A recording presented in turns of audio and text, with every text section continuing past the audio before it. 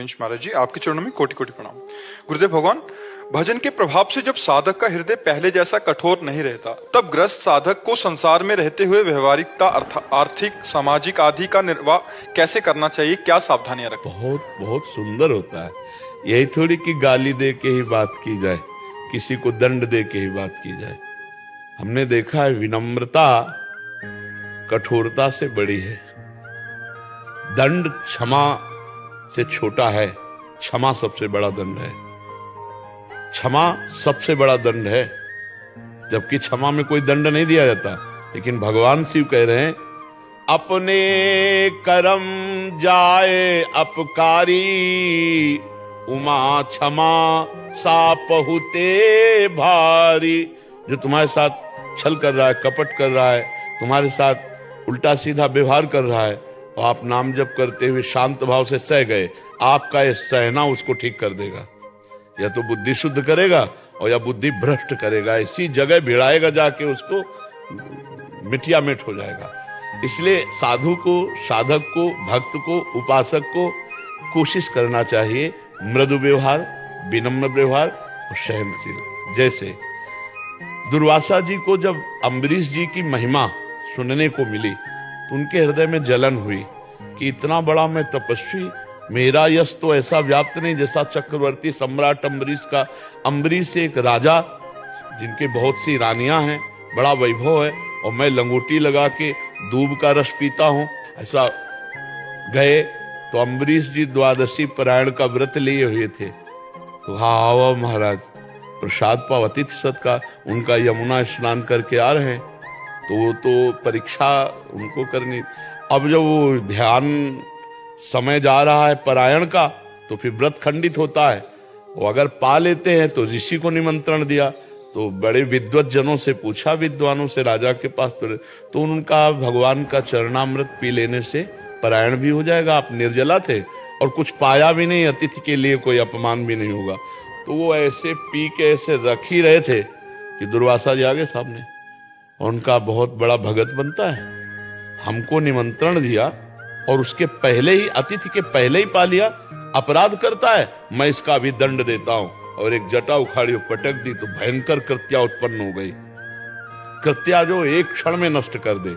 तो अम्बरीश जी डरे नहीं, वैसे ही हाथ जोड़कर खड़े रहे, बिल्कुल नहीं डरे। भगवान का सुदर्शन चक्र प्रकट हुआ और कृत्या को तुरंत नष्ट किया और दुर्वासा को त्रिभुवन में दौड़ाया।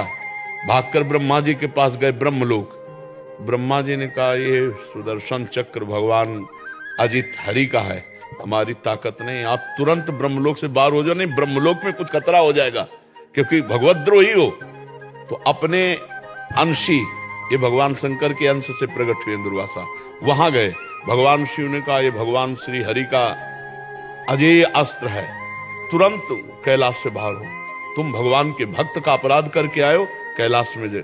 तो स्वयं भगवान के पास गए और कहा, भगवान आपका व्रत है कि आपकी जो शरण में आ जाए, चाहे जितना वो निंदनीय कार्य किए हो, आप उसे स्वयं। तो भगवान ने कहा, नहीं, शरण में आए तो उपाय बता देते, लेकिन सुदर्शन मेरे कहने से शांत नहीं होगा। अम्बरीश का अपराध किया, यदि अम्बरीश के चरण पकड़ो जा करके, तो तुम्हारा ये सुदर्शन जी जो दंड दे रहे, मारना तो एक कदम में मार देते, केवल जला रहे थे, क्योंकि इनको तप का अभिमान था। भगवान ने जो वचन कहे वो बड़ी बात कही, साधु हृदयम मह्यम। भगवान ने कहा, ऐसे जो साधु, दुर्वासा साधु वेश में, उनको कह रहे हैं, अहम भक्त पराधीनो असतंत्र द्विज, उनको द्विज कह रहे हैं। और साधु कह रहे हैं अम्बरीश जी को भगवान, साधु हृदय में। ये ऐसे संत मेरे हृदय होते हैं। तो हम यहाँ ये दिखाना चाहते हैं, अम्बरीश जी के चरणों में जाके गिरे दुर्वासा जी।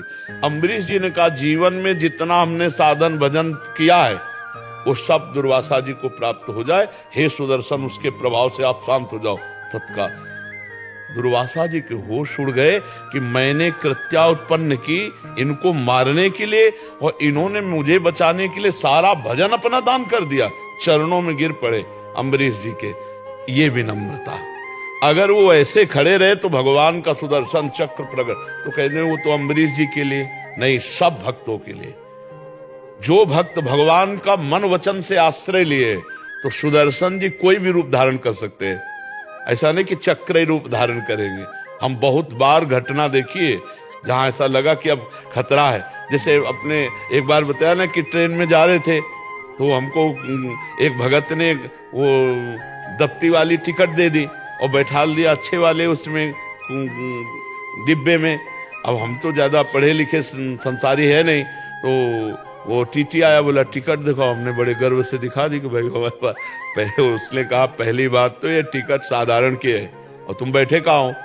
हमको बैठाल गए। तो उनका कहाँ जाना है? वाराणसी। बोले टिकट 3 स्टेशन की है महोबा से, और वाराणसी कितना है? चलो खड़े हो। अब लाल भेष जटा तो हम खड़े हो गए।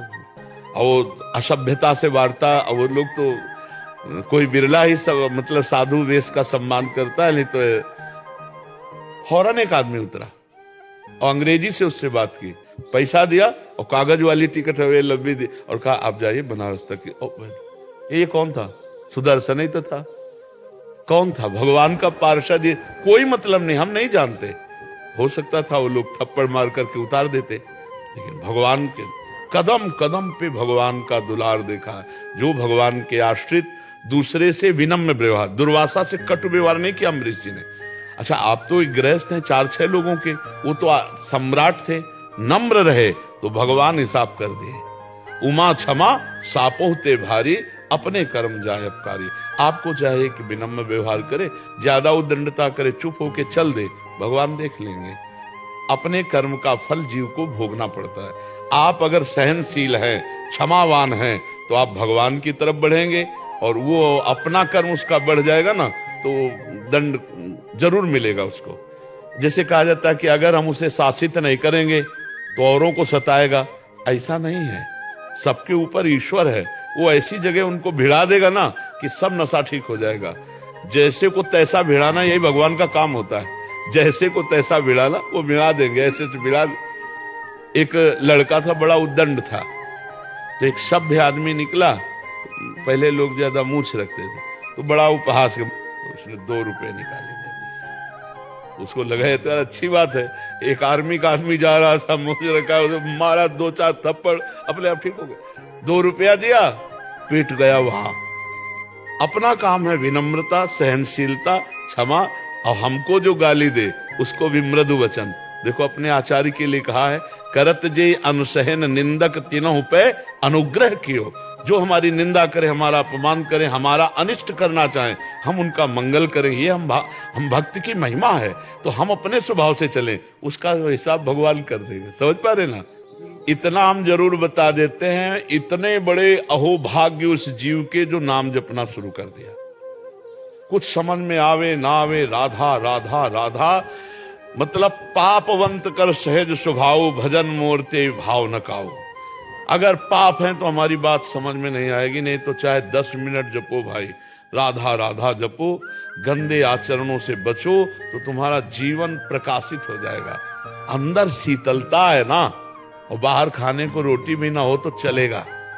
वो अंदर जलन है ना, और बाहर हलवा पूड़ी भी सब रखा है तो भी वो राख है। अंदर की प्रसन्नता बाहर की वस्तु पद प्रतिष्ठा से नहीं मिलेगी, वो अंदर से ही मिलेगी। अंदर की तिजोरी खोलो, राधा राधा राधा, समुद्र भरा है आनंद का। ए भाई, आनंद का समुद्र भरा, विश्वास कर लीजिए। बस नाम जप करो, जो तुम्हें प्रिय लगे, राम कृष्ण हरि, भगवान का जो नाम जप करो। कोई नशा न करो, और पराई माता बहनों की तरफ गंदी दृष्टि मत करो। ये जब गंदी बातें छूट जाएगी ना, तो पहला आनंद आपका स्वाभाविक जो है वो प्रकाशित होने लगेगा। और अंदर आनंद मिलने लगा तो पूछो मत, बात करने का मन नहीं होता। ऐसा लगता है चुपचाप एकांत में बैठे रहो, पर लगता है भगवान ने सेवा दी है 4 जनों के भावों का पोषण करने के लिए, इसमें मुझे आनंद मिल रहा है। और जो भगवान सेवा दिए, इसमें हजारों को आनंद मिलेगा। अब ये बातें लोग सुन करके अपने जीवन को सुधारें, अपने जीवन को आनंदमय कर रहे हैं। एकांत में बैठकर करेंगे तो हमें आनंद मिलेगा, इसमें सबको। तो हम सबसे प्रार्थना करते हैं कि हम अपना इतना कीमती समय आपको देते हैं, आप अपना इतना कीमती समय देते हैं, तो इसका लाभ यही होना चाहिए कि आपका जीवन सुधरना चाहिए। यहां आना तभी सार्थक है जब आपका जीवन परिवर्तन हो। आप कुछ गंदी बात छोड़ो और सच्ची बात में चलो, तब तो साधु संग का फल मिला, नहीं तो एक मनोरंजन नहीं हुआ।